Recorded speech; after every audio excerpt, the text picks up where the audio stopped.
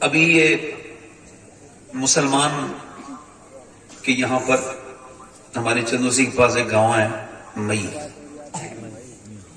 وہاں عارف قبال آئے. جب مجھے پتا چلا تو میں نے کہا اس کا بھی میں عارف بھائی کو بھی ایک مشورہ دے دوں کہ اب آپ کی عمر کافی ہو گئی ہے، حج بھی کرائے ہو، کچھ شرم بھی کرو. سامنے ایک لڑکی بیٹھی ہے، اس سے یہ مقابلہ کر رہے ہیں،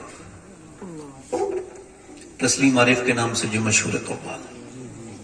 بھئی آپ اتنے نیک انسانوں، اتنی نعتیں آپ نے پڑھی ہیں، اتنے بہترین واقعات آپ نے پڑھے ہیں، اور آپ یہ کرتے ہوئے آپ کو کتنے پیسے کی ضرورت ہے؟ یہ قوالا سے مقابلہ کرتے ہو، ٹوپی اتار دیتے ہو، مطلب تم مسلمان نہیں ہوتے اس وقت جب ٹوپی اتارتے ہو تو؟ مسلمان اور وہ سب مئی کے لوگ مسلمان ہیں، وہ سب جو ایک مسلمان لڑکی کو بٹھال کے مجرا سن رہے ہیں اس کا. مسلمانوں کی یہ شان ہے. مسلمانوں کی شان تو یہ ہے، غیر مسلم لڑکی حضور کے سامنے آئی، اس کے سر پہ دوپٹہ نہیں تھا، حضور نے فرمایا لو میری چادر ڈھک دو. سلمان فارسی سے کہا میری چادر اس کے سر پہ ڈھک دو. اس کی حضور وہ مسلمان کی بیٹی نہیں ہے، غیر مسلم کی بیٹی ہے، اس کا سر اس لائق نہیں کہ آپ کی چادر رکھی جائے. فرمایا وہ ہے تو کسی مسلمان کی بیٹی نہیں مگر ہے تو کسی کی بیٹی. سلمان تو اس کا سر ڈھک دے، اللہ تیرے گناہوں کو ڈھک دے. اور تم مسلمان مئی کے تم بے وقوف ہو، جہاں جہاں کے کراتے ہو سب کو کہہ رہا ہوں، اور جتنے اس پہ راضی ہیں ان سب سے کہہ رہا ہوں، اور خاص طور سے ان تسلیم عارف سے کہہ رہا ہوں، مسلمان ہو، سنی ہو، حضور سے عشق رکھتے ہو اور بے حیائی کرتے ہو سیدھی ناچ گانے دیکھتے ہو سیدھے. میری ماں امی عائشہ قرآن پڑھ رہی تھی، کون قرآن پڑھ رہا ہے؟ صدیق کی بیٹی صدیقہ، میرے حضور کی محبوبہ بی بی سیدہ عائشہ صدیقہ. آپ قرآن کا پڑھ رہی ہیں مدینے میں، کہاں پڑھ رہی ہے بولو؟ اور قرآن کی آواز چھن چھن کے مسجد میں آ رہی ہے، ہلکی. حضور نے پتھر اٹھایا، جہاں سے آواز آ رہی وہاں پتھر لگایا، اندر جا کے فرمایا عائشہ اتنی زور سے قرآن نہ پڑھو کہ باہر آواز جائے، اتنی زور سے قرآن نہ پڑھو. اب مجھے بتاؤ، قرآن سن جو رہے ہیں وہ سب ان کی اولادیں ہیں، وہ ام المومنین ہیں، سارے مومنوں کی ماں ہیں. جو قرآن پڑھ رہی ہے وہ ہے جس کی گواہی پاکی کی قرآن دیتا ہے. سورہ نور جس کا گواہ ہے وہ سیدہ عائشہ صدیقہ. اور سنیں وہ کون ہے؟ وہ صدیق اکبر کی بیٹی ہے، میرے نبی کی بیوی ہے. ان کی آواز آئی تو میرے نبی نے قبول نہیں کیا کہ عائشہ اگر قرآن بھی پڑھے تو آواز باہر نہ جائے. تو یہ قوالی والی کیا چیز ہے؟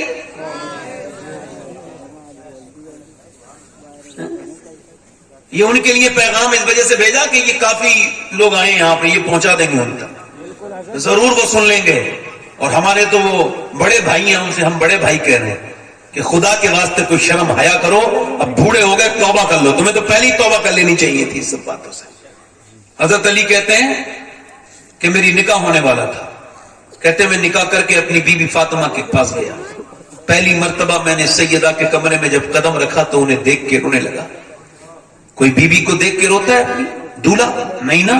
اور بیوی بھی فاطمہ ہو، سیدہ ہو، اور میاں نبی کی بیٹی ہم. سبحان اللہ.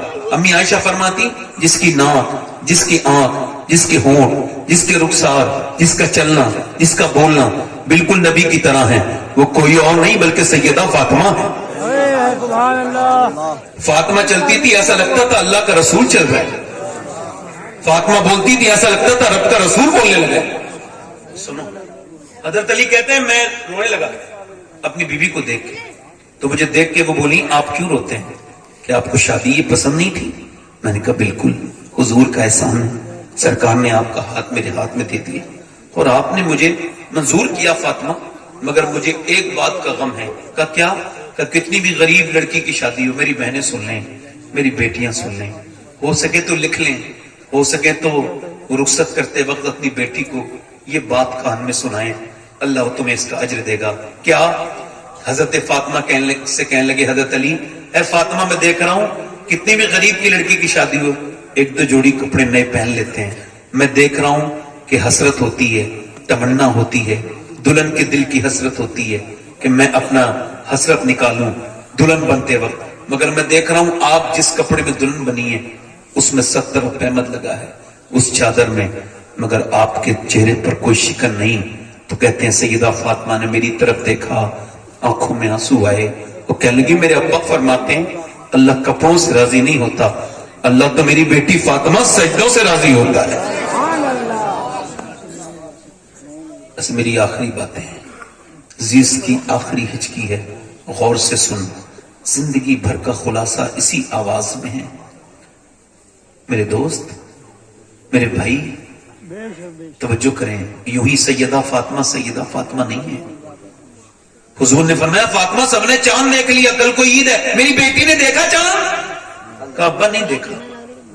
فاطمہ سب نے دیکھا، آپ نے کیوں نہیں دیکھا؟ عرض کی ابا سب نے دیکھا، اسی وجہ سے تو میں نے نہیں دیکھا. فاطمہ نہیں چاہتی کہ جس چاند پہ غیر محرم کی نظر پڑے اس پہ فاطمہ کی بھی نظر پڑے.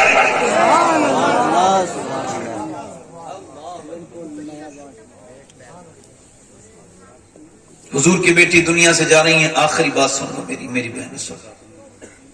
دنیا سے وہ جا رہی ہے جس نے حسن حسین پال کے دیا دنیا کو، اور حضور کے بعد 6 سال 6 مہینے تک دنیا میں رہی. 26-27 سال کی عمر تھی. حضور نے فرمایا جس کے دل میں میری فاطمہ کی محبت ہے وہ جنتی ہے. سبحان اللہ. وہ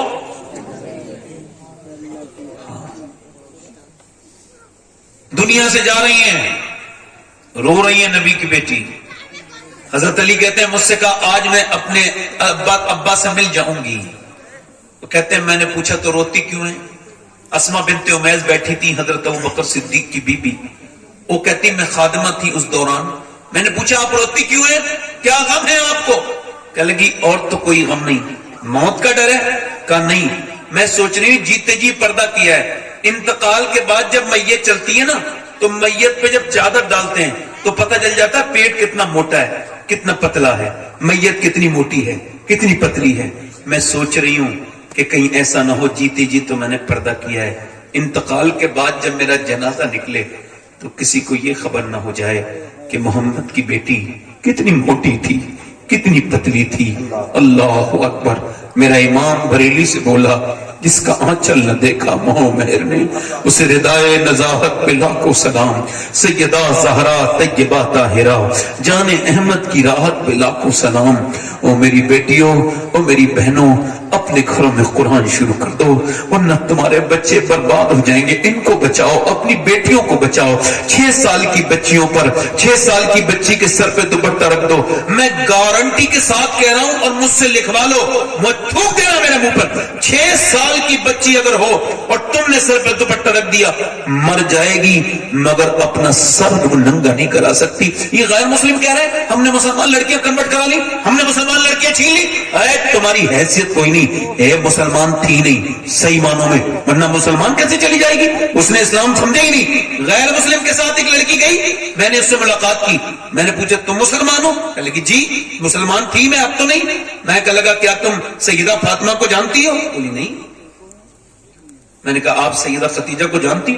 بولی نہیں. میں نے کہا میں سناؤں؟ بولی آپ سناؤ. میں نے اسے ایک ایئرپورٹ پہ بیٹھ کے 1 گھنٹے لگاتار سیدہ فاطمہ کی باتیں سنائی، بچپن سے لے کے تک وصال تک. آخر میں وہ بدل گئی.